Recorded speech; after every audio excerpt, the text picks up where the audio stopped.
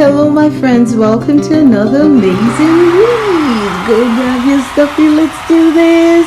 Today's read is called Pete the Cat, Falling for Autumn, and it's written by Kimberly and James Dean. Falling for autumn. It feels like winter already. Let's get into this read. It's autumn. It is the first day of fall, and Pete the Cat is feeling blue. I like summer better. In summer, I can swim and surf and play at the beach, he says. Maybe you just need to remind yourself of all the things you love about autumn, Mom suggests. I'll try, Pete says. Pete finds Grandma in the kitchen. She's baking delicious pumpkin pies. The whole house smells sweet and spicy. Pete loves helping Grandma bake pumpkin pie, but he loves helping eat it even more. After the baking is done, Pete picks a squat orange pumpkin from the counter and slips it into his backpack as a souvenir. Next, Pete heads to the town corn maze. Pete and his friends wander through the long, twisty paths made of tall corn stalks. The best part of the corn maze is getting lost and having to start over again.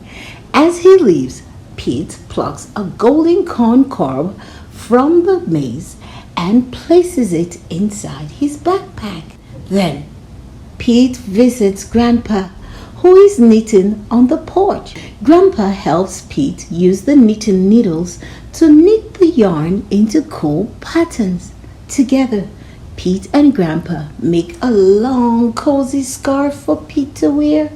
When they're done, Pete chooses a little ball of leftover yarn and places it inside his backpack. Next, Pete goes to the hayride at the park. Pete, Bob, Mom, Dad, and Grandpa all pile into a wagon filled with hay. They go on a bumpy wagon ride around the park. Woohoo! Pete shouts.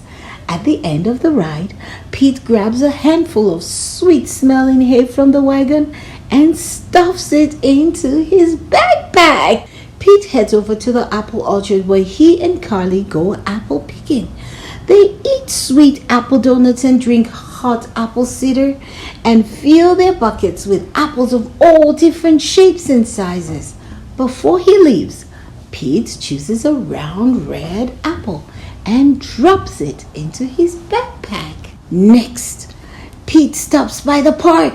He plays touch football with Bob and their friends. Pete scores a touchdown and everyone cheers. After the game, Pete grabs Bob's football and stuffs it into his backpack. It barely fits. What are you doing, Pete? You've got a lot of stuff in your backpack. Bob won't mind if I borrow this, Pete says. Finally, Pete heads back home, but he stops in his front yard, which is covered in bright leaves falling from the trees. Pete helps his dad rake the leaves into big, colorful mounds. Then Pete runs and jumps into all the leaf piles. After he's done jumping, Pete picks a bunch of red and gold and orange leaves and stuffs them into his backpack. Pete's backpack is bursting with fall souvenirs. He can't wait to show Mom. I love autumn, Pete says. Wonderful. You know, this would make great decorations for Thanksgiving, says Mom. So, Pete helps Mom fill a basket with all his mementos. They place the basket at the center of the table. You did a great job, Pete, says Mom. It's beautiful, says Dad. Is that my football? Asks Bob. Just then, the doorbell rings. The Thanksgiving guests are here. All of Pete's family and friends gather round the dining room table. They tell stories and laugh at jokes while they eat. Everyone is having a great time. Pete looks round the table and smiles. He loves lots of things about autumn. But Pete knows what he loves most all year long.